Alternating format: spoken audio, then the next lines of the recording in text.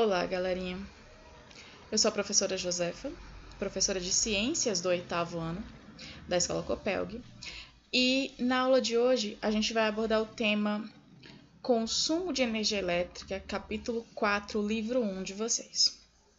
Bom, de início eu já começo a questionar vocês, a trazer vocês para pensar e para refletir sobre a importância da energia elétrica para a nossa sociedade, para nós.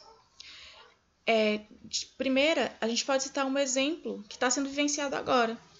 Vamos imaginar que eu posso dizer e afirmar com certeza que para que essa aula que está sendo gravada aqui na minha casa consiga chegar até vocês, é necessário o quê?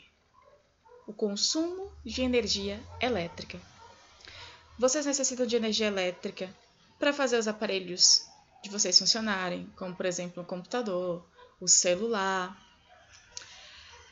Vocês necessitam de energia elétrica para fazer com que os aparelhos que facilitam as atividades da casa de vocês funcionar, para que facilitem essas atividades, para que sejam mais rápidas e mais práticas. Além de essa energia elétrica, ela ser necessária para movimentar os mais importantes setores de atividades da sociedade. Outra coisa, a gente tem, vamos supor, para a produção de arte, para a produção de música, para a produção industrial, é necessário esse consumo de energia elétrica, é necessário essa energia elétrica. Além de outros meios, como outras energias dependem da energia elétrica. E aí eu questiono para vocês, sim, mas como assim? Vamos parar e pensar. Quando vocês vão assistir uma televisão, um vídeo, vocês têm o quê? Energia elétrica sendo convertida em energia luminosa. À medida que vocês me escutam, de onde vocês estão assistindo a aula, tem a conversão de energia elétrica em energia sonora.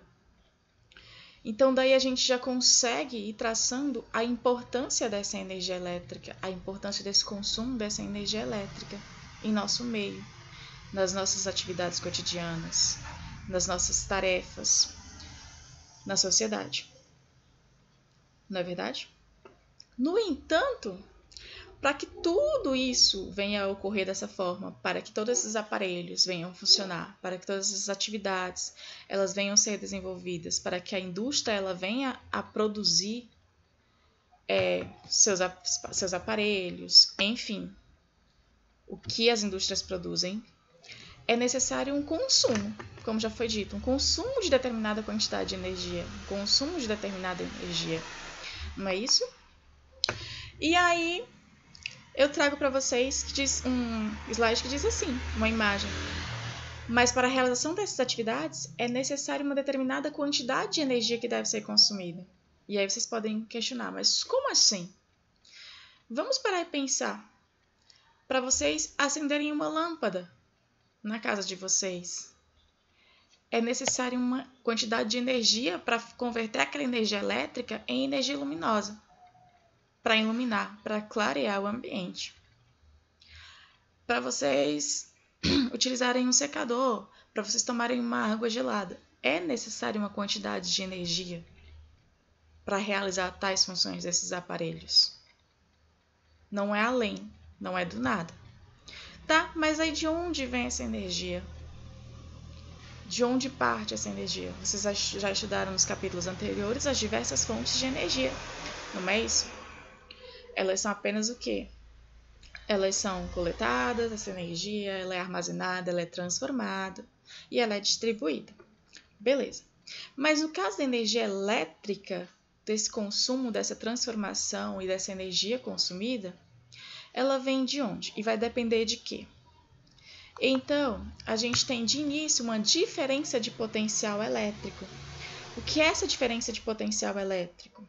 É a diferença de potencial de energia elétrica necessária para que a corrente elétrica possa passar de um ponto a outro em um circuito elétrico. Vamos imaginar que seria o quê? Essa diferença de potencial elétrico ou de energia elétrica que vem lá da rede de distribuição próxima à sua casa, até as suas tomadas, até os seus aparelhos. Ok. Outra coisa, eu posso também dizer que, vamos imaginar uma pilha que vocês já estudaram nos capítulos anteriores. Ela tem um ponto positivo e um ponto negativo. É o potencial de energia que vai passar do ponto positivo para o ponto negativo. Beleza. Isso vocês vão conhecer, ou vocês conhecem mais como tensão elétrica ou voltagem. Geralmente representado pelo símbolo U e expresso ou medido em volts, ok? E aí na imagem de vocês eu trago o quê? Uma lâmpada, onde essa lâmpada ela tem o quê? Ela funciona de 127 volts, ok? Só que eu questiono para vocês, esse potencial elétrico ele pode variar. Alguns aparelhos que vocês compram, ou que os pais de vocês compram, ou que vocês conhecem, ou se vocês forem olhar na embalagem, alguns vão estar a 110 volts, outros vão estar a 120 volts, 220 volts. Enfim, isso vai variar à medida que esse potencial ou essa tensão elétrica, à medida que essa tensão elétrica do aparelho vai permitir ou vai necessitar, digamos. Ok. Então, essa energia elétrica, esse potencial de energia elétrica, além de variar, ele funciona devido à seguinte forma. Eu trago para vocês a imagem de uma pilha, aí, digamos, uma bateria, tá? E nessa bateria, vocês conseguem ver setinhas verdes e setinhas azuis. Na setinha azul, onde o potencial, a diferença de potencial de energia elétrica, ela vai percorrer do polo positivo para o polo negativo. Ok.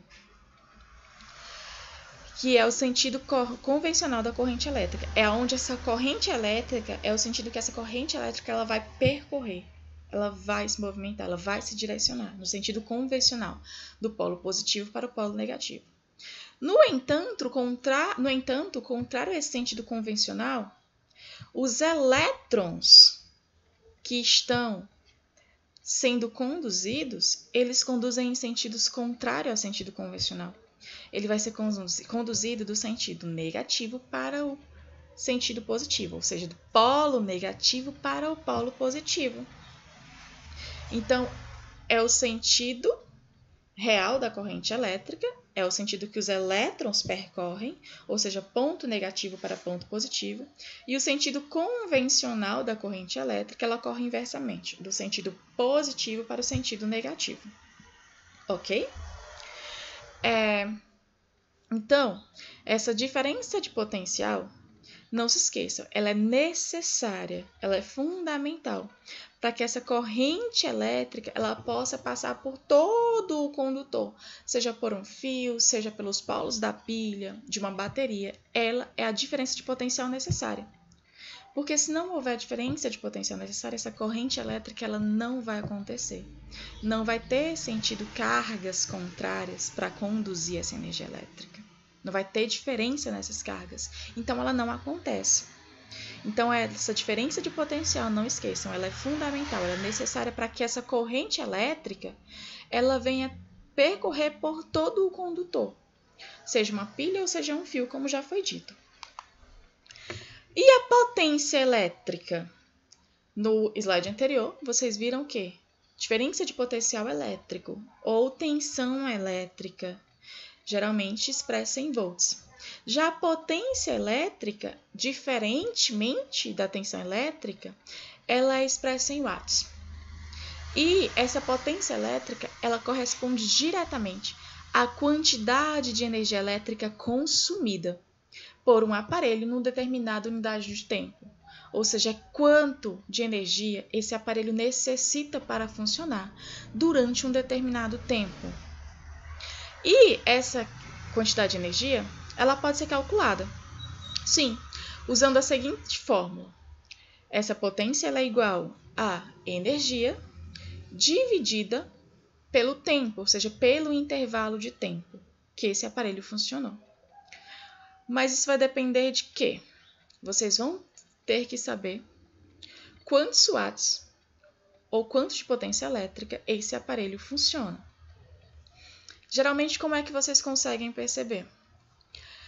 Em alguns aparelhos, em alguns não, em todos os aparelhos nas embalagens, vem expresso a quantidade de volts, a quantidade de watts, ou seja, tanto a tensão quanto a potência elétrica. Lembrando que essa potência elétrica ela pode variar nos mesmos aparelhos. Como assim ela pode variar nos mesmos aparelhos? Vai depender do tipo de fabricante, vai depender de quem produz esses aparelhos. Vamos imaginar que você pode ter uma geladeira que ela vai utilizar de 250 a 400 watts. Ela vai funcionar nessa potência. Vai depender do fabricante do aparelho e do modelo também, né? Mas voltando para a fórmula. Então, como que a gente pode empregar isso? Ó, eu tenho aqui, vamos imaginar, a relação de potencial de energia elétrica. Eu trago para vocês vários exemplos, como uma geladeira, que pode funcionar de 250 a 500 watts, um televisor, que pode funcionar de 70 a 400 watts, um secador de cabelos, que pode funcionar de 300 até 2.000 watts. Ok. Esses watts, em relação de potencial de energia, ele vai ser expresso em quilowatts. E cada quilowatts, ele corresponde a 1.000 watts. Ok. Então, para mim saber qual a quantidade de energia um aparelho está consumindo mensalmente ou até por hora, eu posso usar uma outra fórmula. Como assim? Vamos lá. Eu vou pegar a potência do equipamento. Vamos imaginar que eu poderia substituir essa potência do equipamento pela potência da geladeira. Vamos por 250 watts. Pelo número de horas utilizadas. Ok. Eu ligo, então, uma geladeira, vamos por 3 horas por dia. Então, eu teria 250 vezes 3 horas por dia, vezes a quantidade de número de dias do mês eu utilizo essa geladeira. E aí, eu vou dividir por quilowatts. Logo, eu sei que 1 kilowatt corresponde a 1.000 watts. Ok? Então, como que eu posso fazer esse cálculo? Vamos para um exemplo simples. Ó, eu tenho um secador de cabelo de 2.000 watts, onde ele é utilizado 15 minutos por dia, durante 28 dias do mês. Calcule, então, a quantidade de energia elétrica em quilowatts, onde esse secador consome ao mês. Então, para minha resolução, eu preciso, primeira coisa, fazer o quê? Analisar os dados, coletar os dados, anotar os dados. Então, quanto de tempo por dia eu utilizo esse secador? 15 minutos. Se eu for pegar 15 minutos, ele corresponde a 1/4 de 1 hora. Não é isso? 1 hora tem 60 minutos e 4 vezes 15 eu tenho 60. Então, ele corresponde a 1/4 de 1 hora. Ele corresponde a 0,25. Quantos dias do mês eu utilizo esse secador? 28 dias do mês. E a potência do aparelho é de 2.000 watts. Ok. Então, como que eu vou calcular? Olha só. O consumo é igual a potência do aparelho, que é 2.000, vezes o quê? O tempo, a hora, 0,25 horas, vezes a quantidade de dias, que são 28 dias, dividido por 1.000. Então, logo, eu tenho o quê? Um consumo de 14 kW por mês. Ainda assim, eu consigo calcular, vamos supor, quantos esses quilowatts por mês utilizado por esse secador de cabelo vai cobrar, ou seja, vai estar em reais na minha fatura mensal de energia elétrica, na minha conta de energia elétrica por mês. Como que eu posso fazer isso? Para isso, vocês só precisam, então, saber o valor da tarifa de quilowatt cobrado na conta mensal de energia de vocês. Quando vocês souberem, vocês pegarem um talão de luz, um talão de energia elétrica que é o correto, e olharem lá, tarifa, vamos supor, 0,30, 0,78 kW, aí vocês vão pegar esses 14 kW por mês vezes a quantidade da tarifa. O valor e o resultado que der é a quantidade em reais que vai estar cobrando, ou seja, que corresponde ao uso desse secador na tarifa de energia elétrica de vocês, mensal. Então, um resumo rápido do capítulo 4 é isso, é o que o capítulo 4 trabalha, pegando de primeira a importância da energia elétrica, o que é a diferença de potencial, o que é a potência elétrica e como calcular esse consumo de energia elétrica, que é o que o capítulo traz. Então, agora é com vocês, no próxima imagem, eu trago aqui essa questãozinha, esse probleminha, onde eu peço para vocês calcularem o consumo de energia do chuveiro elétrico em quilowatts por mês e, em seguida, o valor em reais pago pela energia consumida. Para este cálculo, vocês vão utilizar o valor da tarifa, que é de 0,30 kW por hora, e a potência máxima do chuveiro elétrico, que vai ser de 5.400 watts, ou 5,4 kW. E são 4 banhos de 15 minutos cada por dia. Vocês vão converter esse tempinho aí, 4 vezes 15 em hora, esses minutos em hora, e durante 30 dias do mês.